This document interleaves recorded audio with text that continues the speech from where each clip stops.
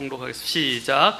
어떤 사람이 그분의 뜻을 행하려 하면 그 교리가 하나님에게서 왔는지 혹은 내가 스스로 말하는지 알리라. 기도하겠습니다. 하나님, 오늘 이 시간 주님께서 또한 우리가 주님의 말씀을 들으러 또 주님께 경배하러 이 자리에 왔습니다. 주님 말씀을 높이시고 또 말씀이 하나님의 뜻에 따라 또 하나님의 형통한 경로를 통해 우리 안에 하나님 말씀하옵시고 또한 역사해 주시기를 원합니다.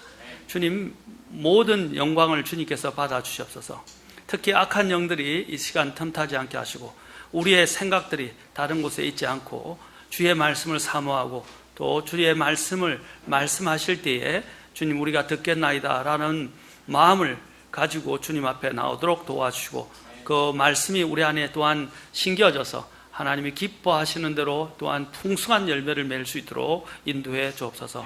주님께 이 모든 것을 의탁하오며 우리 주 예수님의 귀한 조남을 받들어 기도합나이다. 아멘. 제가 지난 시간에 어떻게 해야 하나님의 뜻을 알 수 있는가에 중에서 하나님의 뜻을 알지 못하는 이유들에 대해서 지난 시간에 살펴보았습니다. 그 이유 중에 하나가 제가 이제 하나님의 뜻을 행하고자 하는 마음의 의지가 결여되어 있을 때 우리는 하나님의 뜻을 알 수 없다고 그랬습니다.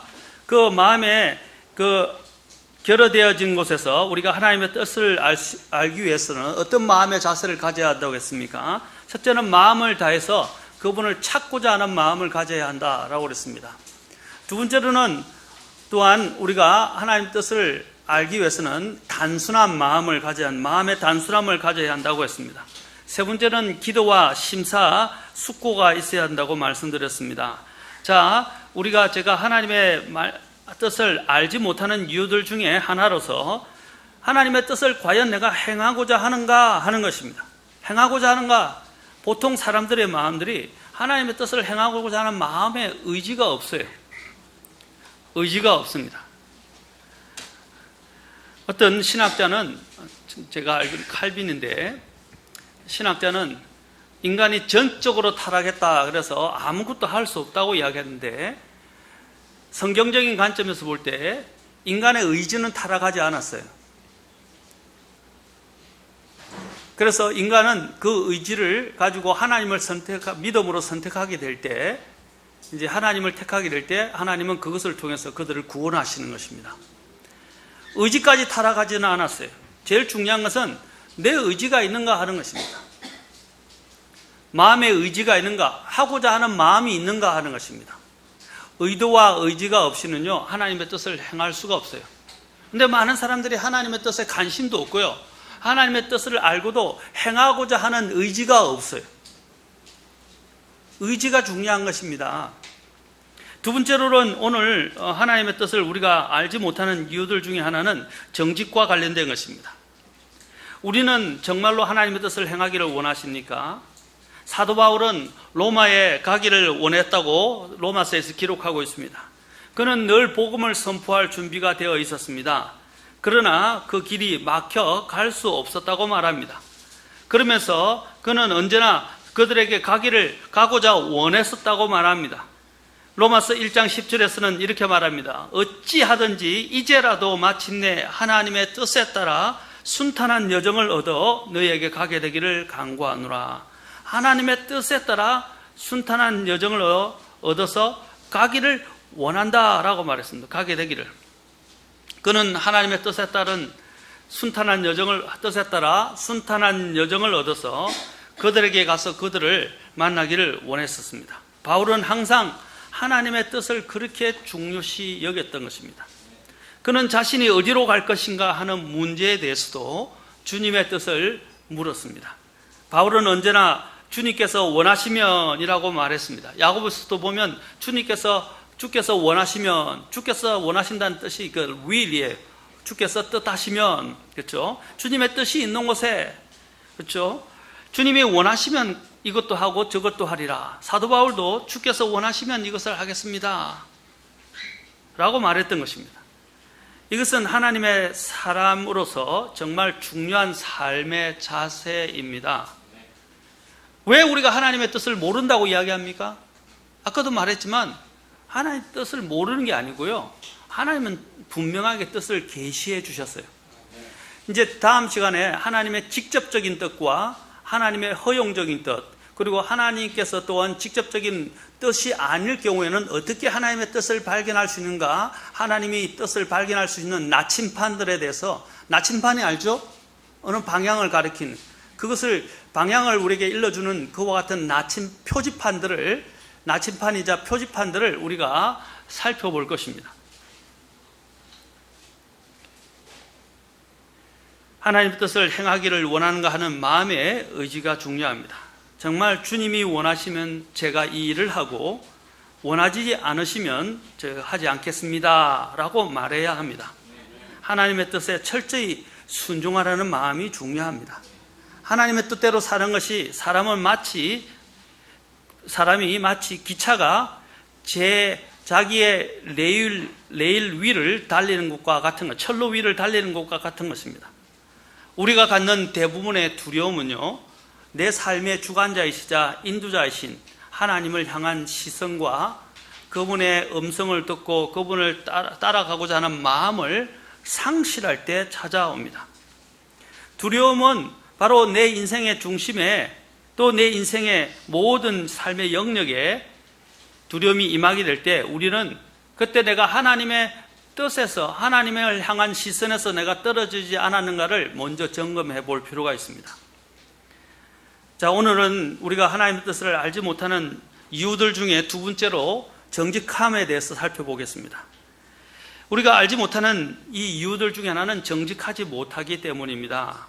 자, 오늘 7장 17절에서 보면 어떤 사람이 그분의 뜻을 행하리 하면 하나는 이것은 행하고자 하는 의지도 중요하지만 정직해야 한다는 것입니다. 그래야 그 교리가 하나님에게서 왔는지 혹은 내가 스스로 말하는지 알리라. 18절에 보면 스스로 말하는 자는 자기의 영광을 구하되 자기를 보내신 분의 영광을 구하는 자 곧 그는 참되며 그 속에는 불의가 없느니라. 참되며 불의가 없다. 자, 이 말이 무슨 말입니까?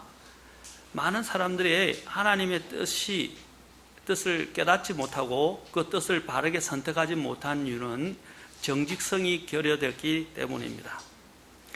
정직이라는 것은요, 히브리어로 곧고 올바른 마음이라는 것입니다. 곧고 올바르다. 영어로는 꾸밈이 없다 이런 뜻도 있지만 우리 국어사전에 보면 이렇게 정직을 이렇게 거짓이나 꾸밈이 없이 마음이 바르고 곧다. 히브리 정의하고 똑같죠? 히브리어 정의. 그 다음에 여러분 한자도 재밌습니다. 정직이라는 한자가 뭡니까? 바를 정자, 곧을 정자, 또 곧을 직자입니다. 바로 섰다, 설 직자입니다. 그렇죠? 그래서 이것은 뭐냐면 한자도 보면 바르게 선다라는 뜻입니다. 올바로 선다는 뜻입니다. 바르게 서게 될 때 그것이 바로 인생의 버팀목이 된다는 것입니다. 영어 속담에도 honest, best policy라고 되어 있습니다. 정직이 곧 뭡니까? 최상의 방책이다 라고 이야기를 하고 있습니다. 최상의 또는 최선의 방책이라고 말하고 있습니다. 이 영어 단어 정직이라는 단어에는 두 가지 단어가 있습니다. 하나는 honest라는 단어가 있고요. honesty. 두 번째로는 또 단어는 sincerity 또는 sincere이라고 이야기합니다. 이 정직하다, honest 또는 sincere이라는 단어가 있는데 이 honest라는 단어는 honest라는 단어는 명예롭다, 존경할 만하다 하는 honorable이라는 단어와 같은 맥락을 갖고 있습니다. 그래서 이 정직이라는 것은 존경스러운 그리고 영예로운 삶을 사는 하나의 소스가 된다는 것을 여기서 말해주고 있습니다. 여러분 또한 이 영어 단어 중에는 sincere이라는 단어가 있는데 이것은 순수하다, 정직하다 또는 우리는 번역할 때 성실이라고 지금 번역이 되어 있는데 이 단어는 원래 라틴어 시네 세라스라는 단어에서 나왔다고 합니다. 이 단어는요 원래 우리가 그 도자기를 구울 때 도자기를 굽고 난 다음에 어떻게 하죠? 그 도자기를 이제 여러 가지 도자기가 굽다 보면 약간의 이제 모양들이 있는데 그 모양들을 더 광택을 내면서 더 오래 보존되도록 하기 위해서 어떻게 갈라지지 않게 하기 위해서 뭘 하죠? 여러 번 굽기도 하지만 유약을 칠하죠. 원래 이 뜻이, 라틴어 뜻이 그 자체에서 왁스를 칠한다 이런 뜻을 갖고 있다고 합니다. 왁스란 말이 다시 말하면 우리말로 이야기하면 유약을 칠하는 거예요. 그래서 질이 좋은 도자기를 만들기 위해서는 무늬나 색감이나 모양 모든 것이 좋아야 하고 무엇보다도 그 안에 금이 가지 않아야 됩니다. 조금이라도 만약에 금이 가면 그 도자기의 가치는 땅에 떨어지고 맙니다. 가치가 없어집니다. 그래서 이전에 이 도자기에 금이 가면 그 도자기의 가치가 없어지니까 그 도자기의 금을 감쪽같이 숨기는 방법이 있었는데, 흰 진주색과 같은 이런 왁스 유약을 살짝 바르면요, 도자기의 금이 감쪽같이 사라졌다고 합니다. 그래서 그 당시에 옛날 일부 정직하지 않은 상인들은 이 같은 방법으로 금이 간 그 도자기를 이렇게 살짝 이렇게 왁스를 칠해서, 유약을 칠해서 그것을 감쪽같이 속여서 비싼 값에 팔았다고 합니다. 그래서 여기서 왁스가 없다, 유약이 없다는 말에서, 그러니까 다른 말로 유약을 칠하지만 다른 말로 그 안에 왁스를 칠하지 않았다는 말에서 정직을 뜻하는 신슬이라는 단어가 유래됐다고 합니다. 그리고 또한 마찬가지로 우리 안에 이 정직이라는 것은 다른 것들로 포장하지 않는다는 것이에요. 다른 것들로 가리지 않는다는 것입니다. 하나님의 뜻을 알려면요, 정직해야 돼요. 아까도 얘기했지만 내가 정말로 하나님 뜻을 행하고자 하는가? 내 안에 이 정직은 다른 말로 나중에 뒤에 살펴보겠지만 우리가 속임수 또는 자기 속임수 또는 자기 기만이라고 할 수 있습니다. 자기 속임수와 기만은 항상 어떻게 해요? 우리를 굽게 만듭니다. 우리의 마음들이 다른 것들로 포장되어져서 다른 것들을 모색하게 만들어요. 그리고 우리 자신을 속이고 하나님의 뜻을 왜곡시키게 됩니다. 헬라어 단어도 보면, 이 원래 어근을 보면 태양으로 어떻게 해요? 그것을 태양빛으로 그것을 테스트해본다라는 거예요. 태양으로 테스트해본다라는 뜻입니다. 다시 말하면 햇빛을 비춰본다는 거예요. 우리가 어떤 것들을 볼 때 햇빛을 비춰볼 때가 많죠. 이게 아닌지. 또 화폐를 이렇게 위조화폐와 진짜 화폐를 볼 때도 어떻게 해요? 빛에 비춰보죠. 빛에 비춰봅니다. 그러면 그 안에 들었던 특수 이렇게 디자인했던 부분들이 이렇게 다 드러나게 되어 있어요. 그래서 햇빛에 보여요. 안 되면 자외선이나 다른 특별한 선에다가 비춰보면 그 안에 있는 모든 부분들에 보이지 않던 감추어졌던 부분까지도 다 드러나게 되어 있습니다. 그럼 마찬가지로 이 정직이라는 것은 바로 햇빛에 비춰본다는 뜻에서 나온 것처럼 우리의 이러한 삶에 대해서도 우리가 정말 하나님의 앞에서 우리 자신들을 어떻게 돼요? 예수 그리스도의 빛에 우리 자신을 비춰보아야 한다는 것입니다. 여러분, 예수 그리스도께 비춘다는 뜻이 무엇일까요? 그것은 바로 오늘 야고보서에 가면, 지난 시간에 살펴보면 야고보서 보면, 야고보에서는 우리가 마치 자기 자신의 잘못을 알기 위해서 뭘 본다고 됐죠? 거울을 보는 것처럼 영적인 거울인 하나님의 말씀을 보아야 한다고 말하고 있습니다. 왜 하나님의 말씀을 읽습니까? 인간의 마음은 항상 왜곡되어 있거든요. 인간의 마음은 항상 속임수로 가득 차 있거든요. 자기 기만으로 가득 차 있거든요. 이것을 어떻게 우리가 구별해낼 수, 심지어는 자기 자신도 스스로를 기만해버리기 때문에 자기가 자신을 속이는 것조차도 어떻게 해요? 감쪽같이 우리는 쏘아 넘어갈 수가 있다는 거죠.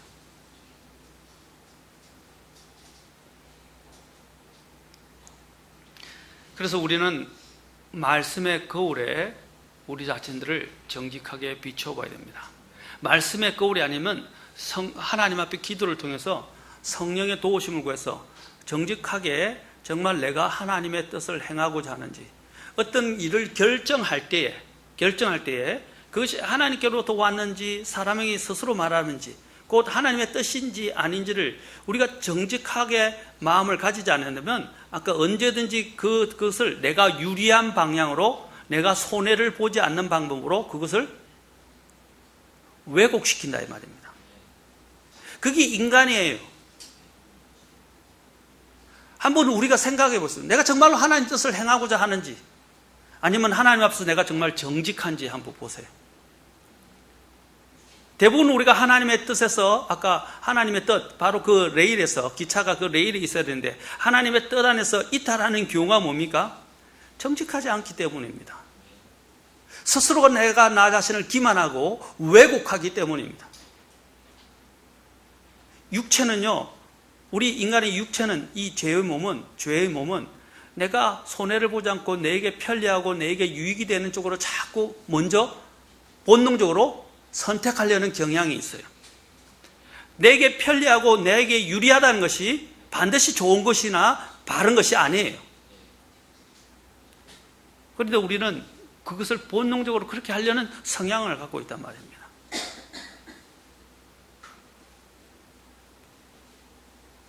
그래서 성경에 보면 이제 히브리어에서나 우리 한자에서는 이것이 정직하다는 말은, 그렇죠, 거짓이 없다는 것도 있겠지만, 꾸밈이 없다는 것도 있겠지만, 또한 이것은 아까 올바르다라고 했어요. 곧게 섰다라고 그랬어요. 올바르다, 바르다라고 이야기했습니다.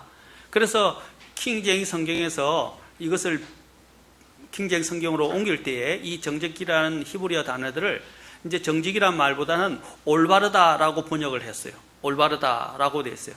그래서 성경에 보면 이 올바르다라는 뜻이 있을 때는 이것은 정직과 관련되어 있는 것입니다.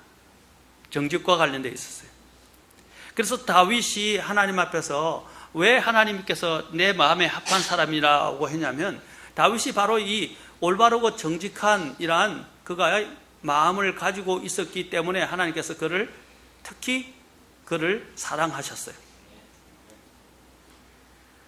성경에서는요, 하나님께서 이 우리아의 아내를 범한 일 외에는 하나님께서 다윗을 보실 때 그를 항상 올바르다라고 말씀하셨어요. 그래서 여러분이 알고 있는 열왕기상 15장 5절에 보면, 이는 다윗이 해족속 우리아의 일 외에는 평생도록 주의 눈에 올바른 것을 행하고 그분께서 그에게 명령하신 어떤 일에서도 돌이키지 아니하였기 때문이라. 그가 올바른 것을 평생 올바른 것을 행했다. 그것은 주님 앞에서 정직하게 행했다는 것입니다. 다윗은 이 바세바를 범한, 그렇죠, 간음했을 때조차도 그는 시편 51편 10절에서는 하나님 앞에 그가 무엇을 구했는지 아십니까? 오 하나님이여, 내 안에 깨끗한 마음을 창조하시고 내 속에 올바른 영, 곧 정직한 영을 새롭게 해달라고 구했던 것입니다. 그는 평생에 올바른, 아까 우리아의 일 외에는, 그 우리아의 일이 생겼어요. 우리아의 아내와 관련된 그 일에 대해서도 그는 어떻게 했어요? 하나님 앞에 회개하고 올바른 영을 달라고 하나님 앞에 기도한 것을 보게 됩니다. 하나님은 정직하고 올바른 것을 매우 중요하게 생각하십니다. 휴가도 참 좋은 일이지만은 이 휴가가 여러분들의 영적인 것들을 방해한다면, 그렇죠? 그것은 바람직하지 않습니다. 그러면 주일날 온 목적이 없죠. 주일날 왜 왔습니까? 하나님의 말씀을 들으러 오지 않았습니까?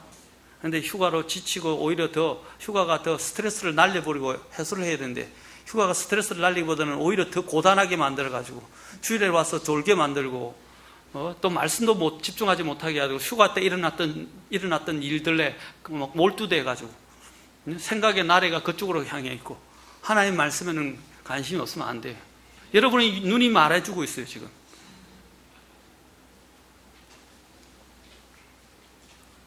은혜를 받았으면 더 은혜를 사모해야 되지 않겠습니까? 네. 자, 다윗은 바로 이 항상 하나님 앞에서 올바르고 정직한 영을 가지고 있었다. 구약 성경을 보면요, 특히 왕들, 열왕기를 보시면요, 열왕기 상하든, 특히 상은, 그렇죠, 다윗과 관련했지만 하를 보면 어떻게 되어 있습니까? 이제 왕들이 나옵니다. 그 왕들의 일대기를 이야기하면서 왕들을 평가한 기준이 있어요. 하나님께서. 그 기준이 뭔지 아십니까? 하나님 보시기에 올바랐더라라고 되어 있어요. 하나님 보시기에 올바랐다. 그리고 또한 그것을 또 누구에게 비교를 하냐면, 이전에 있었던 그들의 대표적인 왕이었던 다윗과 비교하고 있어요. 다윗의 올바름과 비교하고 있으면서 하나님이 이렇게 표시하십니다. 하나님 보시기에 올바랐더라. 이렇게 열왕기하 12장 2절에서도 보면 제사장 여호와다가 여호아스에게 하나님께서 말씀하실 때에 그가 주의 눈앞에서 올바른 것을 행했다라고 했어요. 주의 눈앞에서 올바른 걸 하나님 보시기에. 그렇죠? 또한 열왕기하 14장 3절에 보면 요아스가 있는데 요아스가 그렇게 합니다. 주의 눈앞에서 올바른 것을 행했다라고 말하고 있습니다. 그 뒤에 바로 15장 3절에 또한 아마샤에 대해서도 이야기인데 주의 눈앞에서 올바른 것을 행했으나, 또 뒤에 34절에 가면 우시아에 대해서도 이야기했는데 우시아 왕에 대해서도 주의 눈앞에서도 올바른 것을 행했다라고 말합니다. 16장 2절에 보면 아하스 왕에 대해서도 이야기했는데 자기 조상 다윗과 같이 아니하였지만 그가 주 자신의 하나님 눈앞에서 올바른 것을 행하지 아니하고 이렇게 이야기합니다. 주의 눈앞에서 그가 올바른가 아닌가를 주님께서 그것을 가지고 그 왕들을 평가하셨습니다. 히스기야에 대해서도 이야기할 때도 자기 조상 다윗이 행한 모든 것에 따라 주의 눈앞에서 올바른 것을 행하니라. 18장 3절에서 또 22장 2절에서도 또한 이렇게 이야기합니다. 그가 주의 눈앞에서 올바른 것을 행하여 자기의 조상 다윗의 모든 길로 걷고 오른쪽으로나 왼쪽으로나 치우치지 아니하였더라. 이 정직이라는 것은요, 왕들을 평가할 때만 사용되는 기준이 아닙니다. 하나님은 모든 사람을 이와 같이 살피신다는 것입니다. 하나님은 모든 것을 보시는 하나님이십니다. 하나님은 우리의 마음속에 있는 깊이 있는 속 중심까지도 살피시는 분이십니다. 이 기준에 합당하지 않을 때 하나님께서는 그를 사용하실 수 없고 그에게 하나님의 뜻을 보여주실 수가 없다는 것입니다. 왜 우리가 하나님의 뜻을 모릅니까? 많은 사람들이 하나님 뜻을 모르겠다 그래요. 정직하게 하나님 앞에 물어보시고, 과연 뜻을 모르는 겁니까? 내가 스스로를 왜곡하고 있는 것입니까? 아니면 하나님의 뜻을 행하는 것이 나에게 손해가 되고 또 내게 불편함이 되니까 그걸 밀어내는 것입니까? 우리는 언제 어디서든 무엇을 하든지 이 하나님이 보시기에 올바른 이 기준에 의해서 살아야 합니다. 곧 정직의 기준을 두고 행해야 합니다. 그래서 잠언 14장 2절에서는 자기의 곧바름 속에서 걷는 자는 주를 두려워하나 자기 길들이 삐뚤어진 자는 그분을 멸시하느니라. 자기의 곧바름, 아까 올바름이죠. 곧바름 속에서 걷는 자는 주를 어떻게 한다고요? 두려워한다. 그러나 자기 길들이 삐뚤어졌다는 것이 아까 얘기했죠. 왜곡됐다는 거예요. 정직하지 못하다는 거예요. 삐뚤어진 자들은 어떻게 그분을 멸시한다. 그래 하나님의 뜻을 추구하지 않는다는 거예요. 많은 사람들이 결과에 눈이 어두워 있습니다. 결과를 더 중요하게 생각합니다. 그러나 하나님의 관점은 그렇지 않습니다. 우리 그리스도인의 관점도 그런 관점을 가져서는 안 돼요. 결과와 어떤 일을 이루는 일의 대소사를 가지고 평가해서는 안 돼요. 하나님은 과정을 더 중요시 여기십니다. 그리고 하나님은 그 과정 이전에 동기, 마음의 중심과 동기를 더 중요하게 생각하십니다. 마음의 동기 중에 하나가 뭡니까? 내가 정말 정직한가 하는 것입니다. 하나님 앞에서 올바른가? 우리 자신을 한번 보세요. 우리가 많은 일을, 하나님의 일을 한다고 이야기하지만 우리는 결과에 치중하고 또 하나님의 일을 한다고 이야기하지만 실제로는 내게 불리하고 손해가 되거나 내게 어려움이 될 때는 어떻게 하죠? 그걸 밀어냅니다. 아니면 그걸 왜곡하고 내가 유리한 방향으로 왜곡합니다. 그거 얼마나 무서운 일이에요. 하나님이 우리 안에서 열매를 맺기 위해서 하나님의 뜻을 통해서 또한 하나님이 기뻐하시는 이 일들을 이루시고 영광을 받기 위해서는 우리가 가장 중요한 게 정직해야 돼요. 그래서 누가복음 8장에 보면 네 가지 밭의 비유가 나오죠. 씨 뿌린 자의 비유와 관련해서 네 가지 밭이 나오는데 그 중에 마지막 옥토에 대해서도 이렇게 말합니다. 좋은 땅에 있는 것은 말씀을 듣고 제일 먼저 뭐가 나오냐면 정직하고 선한 마음 속에 그것을 간직하여 인내로 열매를 내는 자들이니라. 제일 먼저 뭐가 나오죠? 정직하고. 정직해야 돼요. 특히 하나님의 뜻을, 아까 그랬죠, 내가 하나님의 뜻을 행하고자 하는 그 정직한 마음, 그렇죠? 정직한 마음을 있으면 어떻게 해요? 내게 손해가 되든 내게 이해 타산을 따지고 이득을 따지지 않게 되고요, 하나님의 뜻이라면 정직하게 그냥 순수하게 다른 걸 계산하지 않고 어떻게 해요? 그것을 선택하게 된다는 것입니다. 여러분, 집사의 전신이라고 불려지는 사도행전 6장 3절에도 보면 집사의 전신이라고 불려지는 그 사람들을 7명을 택할 때에 어떻게 했어요? 거기서도 형제들아 너희는 너희 가운데서 정직하다는 평판이 있고 성령님과 지혜가 충만한 사람 7을 찾아내라. 우리가 이 일을 그들에게 맡기고 라고 되어 있어요. 어떤 사람요? 제일 먼저 하나님의 지혜로 충만한 것보다 지혜로 충만한 사람보다 먼저 선결 요건이 정직하다는 평판이었다라는 것입니다. 정직하다는 것. 왜? 정직해야 하나님의 뜻을 바르게 알 수 있고 왜곡하지 않고 그것을 따라 섬길 수 있기 때문입니다. 우리는 항상 정직을 도모해야 합니다. 고린도후서 4장 2절에서는 또 이렇게 말합니다. 오히려 감추어둔 정직하지 못한 일들을 버리고 강교하게 걷지 아니하며 하나님의 말씀을 속임수로 다루지 않고, 뭐라고요? 하나님의 말씀을 속임수로 다루는 사람이 있었다는 거예요. 특히 거짓 교사들, 거짓 예언자들이 그렇게 이야기했어요. 그들이 하나님을 섬긴다고 이야기하고 하나님의 말씀을 가르치지만 그들이 섬기는 것은 그들의 배요라고 유다서와 베드로후서에서 이야기해요. 그들이 섬기는 건 뭐라고요? 그들의 배예요. 그리고 그들이 원하는 것은 뭐였어요? 자신들의 영광을 구하는 것이었어요. 아까도 요한복음 7장 18절에 말했죠. 그들이 정말 정직하다면 하나님의 뜻을 구하는 사람에는 하나님의 영광을 구하게 되어 있어요.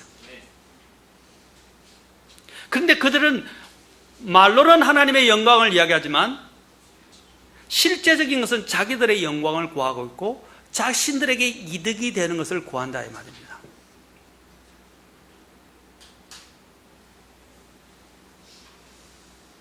이게 자기를 속이는 거예요.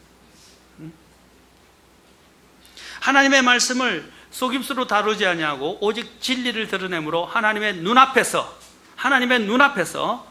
각 사람의 양심에 우리 자신을 추천하노라. 그리고 사도 바울은 고린도후서 또 계속해서 8장 21절에서도 고린도서에 이 말이 많이 나와요. 주의 눈앞에서뿐 아니라 사람들의 눈앞에서도 정직한 일들을 예비하노라. 하나님께서는요, 사람을 통해서 일하십니다. 하나님부터 쓰임받는 사람들은 하나님부터 평가를 받습니다. 오직 정직하고 올바른 자를 하나님은 쓰시고 그들에게 하나님의 완전한 뜻을 보여주십니다. 맡겨진 일을 얼마나 잘했는가를 가지고도 평가하시겠지만 신실하게 했는지 그 일을 어떻게 행했는지에 대해서도 주님께서는 평가하시고 그 일을 무슨 동기로 했는지에 대해서 주님은 평가하신다는 것입니다. 그리스도인들은 이 정직의 가치를 드러내는 사람들이 되어야 합니다. 여러분, 이 부정직, 이 거짓은 누구에게서 시작된 것입니까? 마귀에게서 시작된 거예요. 그래서 성경은 이 거짓의 아비는 누구라고 되어 있어요? 마귀예요. 오늘날 이 세상은요, 거짓을 밥 먹듯이 합니다. 그리고 또 거짓말을 밥 먹듯이 하고 거짓말이 아무것도 아닌 것처럼 취급되고 있어요. 사람들은 모를 수 있어요. 그러나 자기의 양심은 압니다. 그러나 이거 양심의 뜻이 뭐라고 그랬죠? 제가 그때 더불어 안다라고 그랬죠. know with, 더불어 안다라는 뜻이었다고 그랬어요. 하나님과 더불어 아는 거예요. 하나님은 다 알고 계십니다. 마지막 때의 종말에 관련해서 주님이 말씀하실 때 마태복음 24장에서도 뭐라고 말씀했어요? 마지막 때가 되면 많은 사람들이 속기도 하고 속이기도 하고 수많은 또한 택감받은 사람들조차도 어떻게 해요?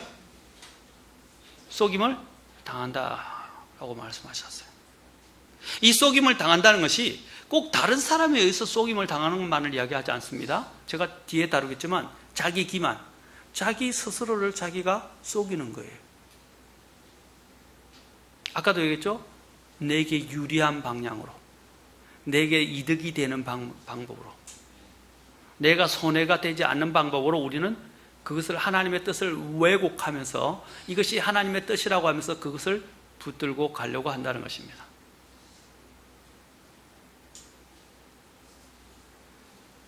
여러분, 사탄은 바로 거짓의 아비입니다. 그는 거짓말장이었습니다.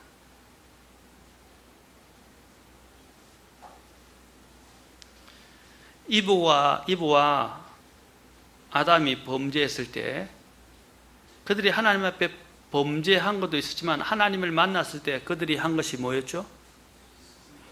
거짓말로 변명하는 것이었어요.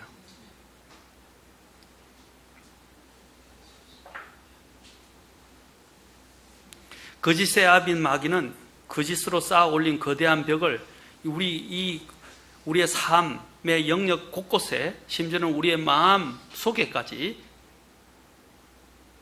그 벽을 쌓아 두었습니다. 하나님께서는 이 거짓으로 가득한 이 세상에 우리가 올바른 영을 가지고, 정직한 영을 가지고 주님 앞에 서기를 원하고 주님께 쓰임받기를 원하고 하나님의 뜻을 제대로 알아서 하나님의 뜻을 성취하시기를 원하십니다. 예레미야 17장 9절에서는 이렇게 같이 한번 보시죠. 예레미야 17장 9절.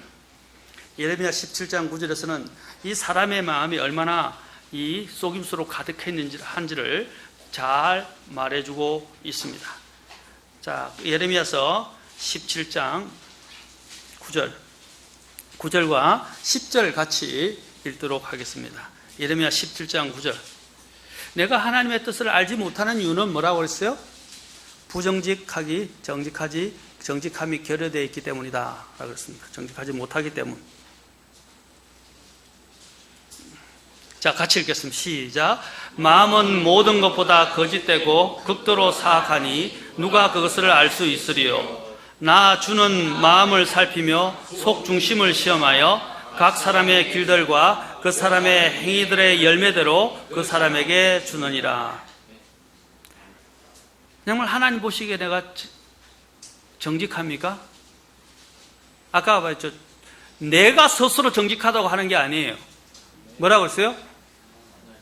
나의 이해관계, 나의 이해타산, 또 나의 모든 계산, 이 모든 것을 다 어떻게 하나님의 뜻을 찾을 때는 다 내려놓아야 돼요. 다 내려놔야 돼요. 정말로 내 마음속에 하나님의 뜻을 행하고자 하는가? 그리고 또한 나는 정직한가? 하고 내 자신을 비춰봐야 됩니다. 하나님은 아까 여기도 나왔지만 마음을 살피며 속 중심을 시험한다 그랬습니다.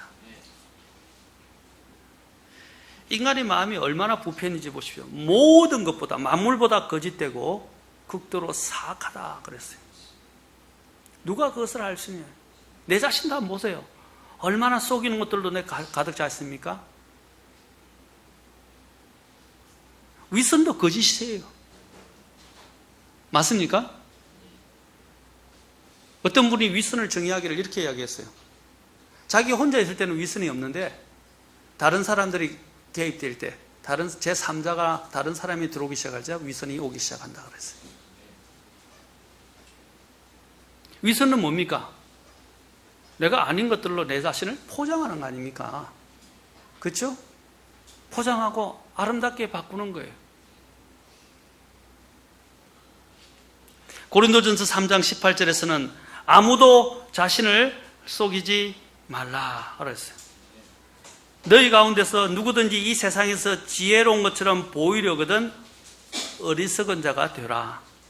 그리하여야 그가 지혜로운 자가 되리라. 이 세상에서 자꾸 지혜로운 것처럼 보이려고 하지 말라 이 말입니다. 아까 하나님이 뭘 보신다고요? 내가 하는 일을 보시지 않고요, 내가 하는 그 마음의 동기와 과정을 보시는 분이에요. 아무도 자신을 속이지 말라 그랬어요. 세계 최고의 거짓말이 있는데요, 그래서 이게 상을 받았다고, 거짓말 대회에 나와가지고 상을 받았다고 그래요. 그게 뭐냐면, 나는 태어나서 지금까지 한 번도 거짓말을 하지 않았습니다 라는 것이었다고. 제가 이제 자기 기만에 대해서 좀 말씀을 드리고 싶은데, 이 자기 기만이라는 것은 거짓인 것이나 검증되지 않은 것을 마치 사실이나 검증된 것으로 믿도록 하는 그런 과정이나 현상을 가리킵니다. 곧 자신의 거짓된 신념이나 믿음을 정당화하는 거예요. 이걸 우리는 다른 말로 자신을 속이는 것, 또는 더 어려운 말로 자기 기만이라고 말합니다. 기만. 그런데 이 자기 기만은 우습게도요, 속이는 사람도 자신이고, 속는 사람도 자신이라는 거예요. 더 어리석죠, 그렇죠? 우리가 보통 다른 사람을 기만할 때는 어떻게 해요? 다른 사람들이 속는 거잖아요. 근데 나는 속이는 자가 되는 거고, 그런데 이 자기 기만은 자기 스스로가 자기를 속이는 자가 되기도 하고 속는 대상이 되기도 한다는 거예요. 더 무섭다는 거예요. 자신이 믿는 바가 참되거나 진실이 아님을 잘 알면서도요, 그것을 참이라고 믿어야 하는 그거 한번 보세요. 그런데 우리가 이게 다른 사람의 이야기라고 생각하는데 내 자신에 대해서 그렇게 하는 경우가 많아요. 분명히 거짓이고 바르지 않다는 걸 알면서도요, 그걸 붙잡고 있으면서 그걸 갖가지 합리화와 변명을 통해서 내가 유리하다고 생각될 때, 내게 이득이 된다고 생각할 때 그것을 어떻게 해요? 하나님의 뜻으로 둔갑시키거나 그것이 옳은 것이라고 둔갑을 해서 그것을 취한다는 거예요. 이 자기 기만은요, 자기에게 도움이 될 때 보통 이 자기 기만이 나타난다고 연구 결과가 나왔다고 그래요. 아까 얘기했죠, 이해타산과 이득의 문제가 생길 때. 그래서 우리는 이러한 문제에 대해서 이 자기를 보기 위해서 필요한 것이 영적 거울이에요. 하나님께서는 이 영적 거울을 저는 두 가지를 주셨다고 봅니다. 하나는 하나님께서 자기 양심을 통해서 영적인 거울을 주셨어요. 근데 이 양심도요, 우리가 거듭나지 않으면 이 양심은 깨끗해질 수가 없어요. 우리가 성령님에 의해서 지배를 받지 않으면 이 양심이 거룩히 유지될 수가 없어요. 깨끗하게. 그래서 우리는 이 양심이 중요한데, 이 양심도 성령님에 의해서 어떻게 해요? 씻김을 받고 성령님의 지배를 받는 양심이 되어야 돼요. 그렇게 될 때 우리는 내 자신을 속이는 것을 우리는 비춰볼 수 있어요. 왜냐하면 하나님 성령께서 양심을 통해서 말씀해 주시니까. 우리가 보는 어떤 사람이 그랬어요. 이제 하나님 뜻과 관련된 부분에서 설명하는데, 이제 어떤 분이 목사님이 와이셔츠를 보는데 목에 좀 때가 있어서 하루 입은데 목에 때가 이게 하루 더 입어도 될 것 같기도 하고, 또 아니면 그냥 씻어도 될 것 같기도 하고, 남자들은 주로 그래요. 남자들 그래요. 이게 냄새가 안 난다든지 눈에 보이게 괜찮다 그러면 하루를 더 입으려고 하는 속성이 있다고 하더라고요. 그래서 이제 아내에게 물었대요. 여보, 이 와이셔츠 씻을까 말까 물으니까 뭐냐면 아내가 의심되면 빨래통에 넣으세요. 이렇게 이야기를 했대요. 마음에 의심이 오면요, 이미 그것이 문제가 있다는 거예요. 그렇죠? 마음에 끓이김이나 의심이 없어야 돼요. 근데 내 마음에 이런 끓이김이 있다는 것은 이미 그거 안에 자체가 잘못되고 있다는 걸 말해줍니다. 그런데도 불구하고 우리는 어떻게 해요? 의심이 오는데도 괜찮겠지 하고 그걸 그냥 그대로 사용한다는 거예요. 괜찮겠지, 이게 굉장히 무서운 거라는 거예요. 괜찮은 게 아니에요. 하나님 앞에서 특히 하나님의 뜻을 취하고 하나님의 뜻을 행하려고 할 때는 이 괜찮은 게 아니라는 거예요. 그건 잘못된 거예요. 의심이 가는 것은 다 버려야 됩니다. 그것 즉시 버려야 합니다. 또한 두 번째로 우리가 우리 자신을 비춰볼 수 있는 거울은 바로 하나님의 말씀입니다. 야고보서 우리 1장으로 가봅시다.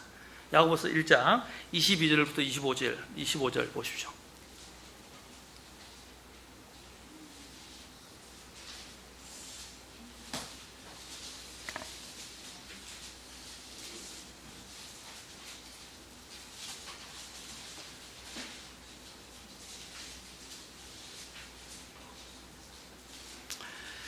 자, 22절부터 25절 1장 야고보서, 자, 같이 한번 읽어보겠습니다. 시작. 오직 너희는 말씀을 행하는 자가 되고 듣기만 하여 너희 자신을 속이는 자가 되지 말라. 누구든지 말씀을 듣고 행하지 않은 자는 거울로 자기의 본래 얼굴을 들여다보는 사람과 같으니라. 그는 자기를 바라보고 자기 길로 가서 자기가 어떤 사람인지 즉시 잊어버리거니와 누구든지 자유롭게 행하는 완전한 법을 들여다보며 그 안에 거하는 자는 듣고 잊어버리는 자가 아니요 그 일을 행하는 자니 이 사람은 자기가 행하는 일에서 복을 받으리라. 자, 어떤 사람이 자신을 속인다고 그랬죠? 1장 22절에서 이야기하죠. 뭐라고 그랬어요? 듣기만 하고 행하지 않는 자. 듣기만 하는 거예요.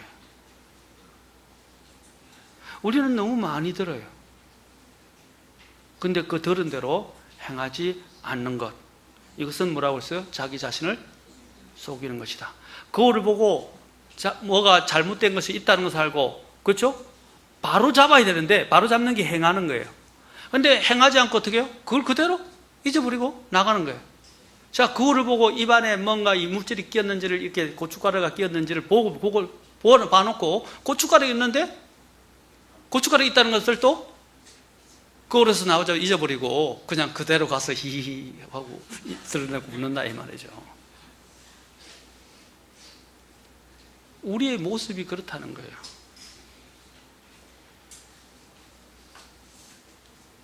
우리가 정직하지 못하는 이유는 이것이 우리에게 손해가 된다고 생각하기 때문입니다. 그래서 심리학자들이 아까도 말했지만 자기에게 도움이 될 때에만, 그것을 도움이 될 때 자기 기만이 들어오기 시작한다는 것입니다. 자기 기만을 또한 적응 행위로 보는 사람들도 있습니다. 세상에서 살아남기 위해서, 경쟁사에서 살아남기 위해서 그렇게 한다는 것입니다. 그러나 그것은 올바른 것이 아닙니다. 우리가 살아남기 위해서 사는 게 아니에요. 우리는 하나님의 눈에 보기에 합당하게 살아가는 사람들입니다. 여러분, 자기가 이 세상에서 살아가면 수단을 정당시하게 돼요. 자신이 하고 있는 모든 것들을 합리화하게 됩니다. 기만의 도구는 합리화예요. 합리화. 우리는 올바른 이런 하나님 앞에 마음 자세를 가져야 합니다. 특히 이것을 보기 위해서는 하나님의 말씀으로 자신을 들여다보는, 아까 야고보서 1장 25절에서 뭐라 그랬어요? 자유롭게 하는 완전한 법을 들여다본다라는 것입니다. 하나님 말씀을 들여다보고 그 안에 있는 것을 잊어버리지 않고 그것을 행하는 사람이 되어야 그것이 자기 기만을 하지 않는 사람이다라는 것입니다. 이 자기 기만 중에 하나가 무엇입니까? 자신에게는 죄가 없다라고 생각하는 겁니다. 아까 그랬죠? 나는 한 번도 태어나서, 그렇죠? 거짓말을 한 적이 없다 하는 사람이 거짓말 대상을 받았다고 했어요. 성경도 이야기해요. 우리가 스스로 우리 자신에게서 내가 죄 없다고 말하는 뭐라고 그랬어요? 그것은 하나님께 거짓말하는 거라고 그랬어요. 그게 자기 기만이에요. 자꾸 우리는 뭐라고 생각하냐면, 우리 아까 합리화를 그랬죠. 나는 죄가 없다, 나는 괜찮다, 나는 잘못이 없다라고 자꾸 우리 자신들을 어떻게 해요? 변명하고 합리화하려고 해요. 아까 정직이라는 건 뭐였죠? 내가 있는 그대로를 내 자신을 인정하는 거예요. 그런데 내 스스로도 나를 인정하기가 어렵고 왜곡할 수가 있기 때문에, 사람이 자기 눈에는 옳게 보이도 그랬어요. 주께서는 그의 중심을 달아보신다고 그랬어요. 영을 달아보신다고 그랬어요. 내 눈에 옳은 것이 아니라 하나님 보시기에, 아까 주의 눈앞에서, 바로 하나님의 말씀 앞에서 정직하게 내 자신을 들여다보아야 돼요. 그게 완전한 법이에요. 여러분, 마음을 한번 비춰. 우리는 정직한 법을, 정직하게 되는 것들을 배워야 됩니다. 주님께서 이 세상을 이 세상에서 지상 생애 동안을 하셨을 때 어떻게 마귀의 이 속임수를 이겼습니까? 또한 마귀의 제안들을 이길 수 있었습니까? 마귀의 유혹들을 이길 수 있었습니까? 주님은 한 말 당연했어요. 마태복음 4장에 보면 어떻게 됐어요? 주님께서 기록되었으되 라고 되었어요. 그분은 항상 말씀을 통해서 자신을 점검하셨어요. 예수님이 우리를 위해서 이 죄를 대속하실 수 있는 분이 되신 것은 구약의 모든 율법의 말씀을 다 성취하셨다는 것입니다. 구약에 이야기된 모든 대언의 말씀을 다 성취하셨어요. 그래서 마태복음에 왕으로 오신 예수님을 묘사하면서 말했어요. 기록되었으되 이 말이 성취 이루려 하심이라. 이 말을 이루셨다라고 말한 것입니다. 주님은 모든 구약의 말씀을 이루셨어요. 그리고 주님이 이 속이는 자인 마귀를 대적할 때 기록되었으되 라는 말씀을 통해서 자신을 비춰보셨다는 것입니다.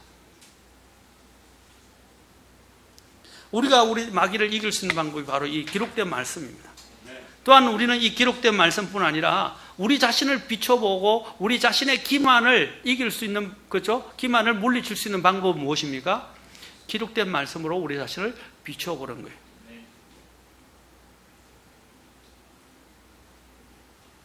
그리스도인이 가는 길은 어두운 길입니다. 그래서 우리에게는 등불이 필요해요. 그 빛이 무엇입니까? 바로 성경이다 그랬어요. 아까 제가 정직에 대해서 서두에서 이야기했죠. 정직의 라틴어가 뭘 말한다고 했어요? 햇빛에 비추어 본다라고 했어요. 우리는 하나님 주의 말씀, 하나님의 말씀으로 우리 자신들을 비춰 봐야 합니다. 그래야 내 스스로를 왜곡하지 않아요. 자, 여러분, 대낮에 빛이 있고 다른 사람이 있는데 그 사람 앞에서 사기를 치고 거짓말을 하겠어요? 백주 대낮에 사기꾼들은 사기도 칩니다만은 웬만해서는 부정직하고 나쁜 일을 안 하려고 그러잖아요. 맞습니까? 백주 대낮에 그렇게 잘 안 하잖아요. 정상적인 사람이라면. 마찬가지예요. 우리에게 이런 빛이 있을 때, 특히 주님의 빛 안에서 우리 자신을 비춰보면 우리는 부정직한 일을 도모할 수가 없어요. 그래서 요한복음 1장에서 예수님을 처음에 말할 때 우리 침례 이제 받으면서 우리 자매님이 캠프에서 또 간증하면서 이야기했는데, 말씀하셨는데, 제일 처음에 요한복음을 이야기하면서 빛에 대해서 이야기를 했잖아요. 요한복음 1장에 제일 먼저 빛이 나오잖아요. 주님은 그 모든 어둠을 비추는 빛이었다. 빛이 어둠에 와서 빛이 돼 어둠이 그것을 깨닫지 못하더라. 우리가 그 주님의 빛의 말씀에 우리 자신들을 비춰봐야 됩니다. 정직해야만이 하나님의 뜻을 알 수 있어요. 여러분 정말 하나님의 뜻을 행하기를 원하십니까? 행하기를 원하십니까? 그러면 자기 자신을 비춰보세요. 그리고 정직해야 합니다. 히브리서에서 보면 이 또한 우리가 자기 기만을 이야기할 때 이것을 이제 뭐라고 하냐면 이 자기 속임수라고 이야기하는데, 아까 자기를 속이지 말라 그랬죠. 자기 기만. 그 다음에 또 하나는 뭐냐면 이 자기 기만을 부추기는 존재가 있는데 이것이 죄예요. 죄가 우리 이 타락한 육신을 통해서 우리 자신들을 계속 기만하도록 만들어줘요. 이것을 성경은 뭐라고 말하냐면 죄의 속임수라고 말합니다. 죄는 우리의 육신의 약한 점을 제일 잘 알아요. 그런데 우리의 이 죄가 속이는 이 죄의 속임수에 넘어가면 안 돼요. 그래서 로마서 7장 10절에서는 죄가 명령을 통해 기회를 타서 나를 속이고 그것으로 나를 죽였느니라 그랬어요. 죄가 명령을 통해 기회를 타서 나를 속였다, 그리고 나를 죽였다라고 말합니다. 히브리서 3장 13절에서는 오직 오늘이라 불리는 때에 서로 날마다 권면하여, 이 권면이라는 것은 주님 앞에서 구원받은 사람들이, 하나님의 말씀을 아는 그 그리스도인들이 또한 스스로들을 어떻게 해요? 또 올바로 정직한 마음을 가지고 살아가도록 권면해 줘야 돼요. 그래서 서로 날마다 권면하여 이렇게 말합니다. 너희 중에 아무도 죄의 속임수를 통해 강팍하게 되지 아니하도록 하라. 여러분 교회 생활하는 이유가 뭐죠? 바로 이 문제예요. 죄의 속임수로 강팍하게 되지 않도록 서로 날마다 모여서 어떻게 해요? 권면하는 곳이, 권면하고 위로도 하고 권면도 하는 곳이 교회예요. 그래서 교회에 모여야 되는 거예요. 독불 장군은 자기 혼자 잘났다고 자기 혼자 옳다고 생각을 하게 되면 큰 오산이에요. 인간은 언제든지 자기 기만하면서 왜곡될 수 있어요. 내가 정말 공정한지 아닌지 내가 내 자신의 판단이 다 맞지가 않아요. 왜냐하면 아까 얘기했죠. 내 마음은 속임수와 부패로 가득 차 있기 때문에. 인간이 다른 어떤 것보다 만물보다 더 거짓되고 부패하다고 말하지 않습니까? 내 자신도 믿지 마세요. 제가 이야기했죠. 하나님 앞에서 나는 절대로 안 그럴 거라고 호언장담해서는 안 돼요. 이스라엘의 예수님 당시에 이스라엘 영적 지도자들에 대해서 주님이 그들의 죄들을 지적하신 것 중에 하나가 뭔지 아십니까? 그들이 뭐라고 그러냐면 내가 내 조상 때에 있었더라면, 조상들의 때에 있었더라면 내가 대언자들을 핍박하고 대언자들을 돌로 쳐서 죽이지 않았을 거라고 이야기합니다. 내가 대언자들의 시대에 있었더라면 나는 그렇게 안 했을 거라 그래요. 그런데 그들 앞에는 대언자보다 더 위대하신 분이 계셨어요. 바로 주 예수님 메시아가 계셨어요. 그런데 그들의 주 예수님 메시아가 있는데 그들은 어떻게 해서 주님을 십자가에 못 박혀 넘겨줬어요. 못 박아 죽였어요. 그게 우리의 문제라는 거예요. 우리는 뭐냐면 그 사람의 위치나 저런 형편에 내가 있다면 나는 그렇게 하지 않을 거라고 이야기를 해요. 그러나 그것은 큰 오산이에요. 호언장담하지 마세요. 우리는 다른 사람의 잘못과 죄에 대해서 함부로 이야기하기 쉬워요. 이해가 안 간다. 나는 내라면 그렇게 안 할 거다. 그럴 것 같아요? 그 상황이 되면 아까 손해를 보지 않으려는 마음, 그렇죠? 내게는 그런 본성적인 이런 그런 마음이 있기 때문에 그 상황이 되면 나도 언제 어떻게 변명하면서 그렇게 왜곡할지 몰라요. 절대로 하나님 앞에서 호언장담하지 마세요. 정직을 배워야 됩니다. 정직도 훈련되어야 됩니다. 정직은 내 스스로가 나 자신을 판단하고 규명하는 게 아니에요.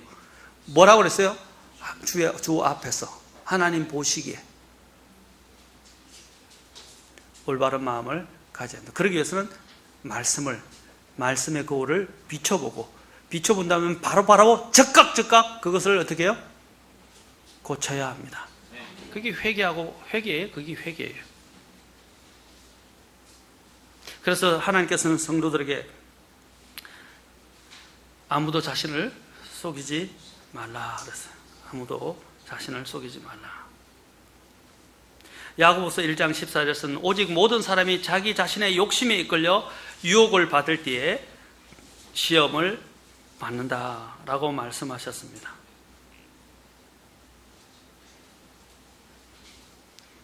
이것을 예방하는 방법은 내 관심이 어디에 있는지, 내 자신을, 내 동기를 하나님의 말씀을 통해서 점검해 보는 것입니다. 그래서 매일 성경을 읽으라는 거예요. 매일 성경을 읽어야 하는 이유가 매일매일 자기 자신들을, 동기를, 그리고 내 삶을 비춰 보는 겁니다. 왜냐하면 매일매일 점검하지 않으면 매일매일 어떻게 해요? 문제가 있어요. 여러분 비행기가 뜨려고 합니다. 자, 여러분 비행기를 뜨려는데 그날 하루 비행기가 뜨기 전에 점검한 비행기를 타려고 하시겠어요? 점검 안 한 비행기를 타시겠어요? 왜 비행기를 매일매일 점검하죠?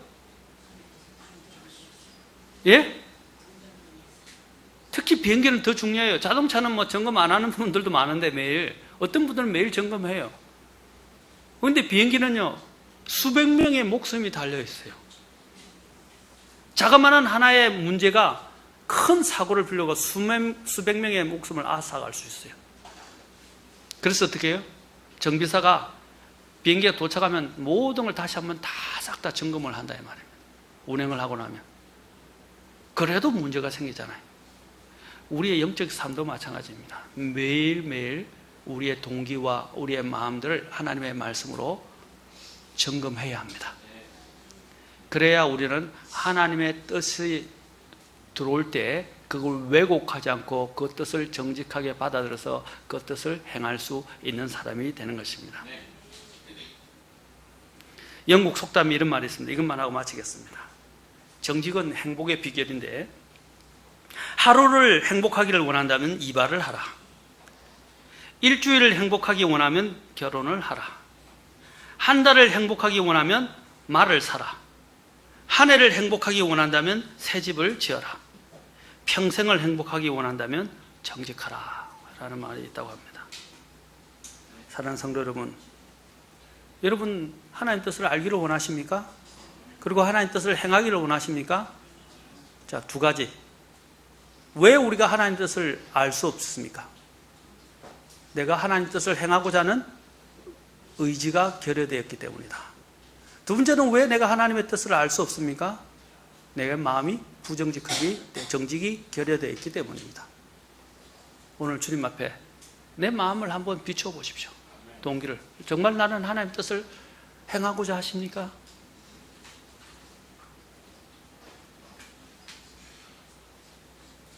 행하고자 하세요? 졸음이 내 앞을 가려서. 두 번째로, 나는 정말 정직합니까? 하나님 보시기에 주의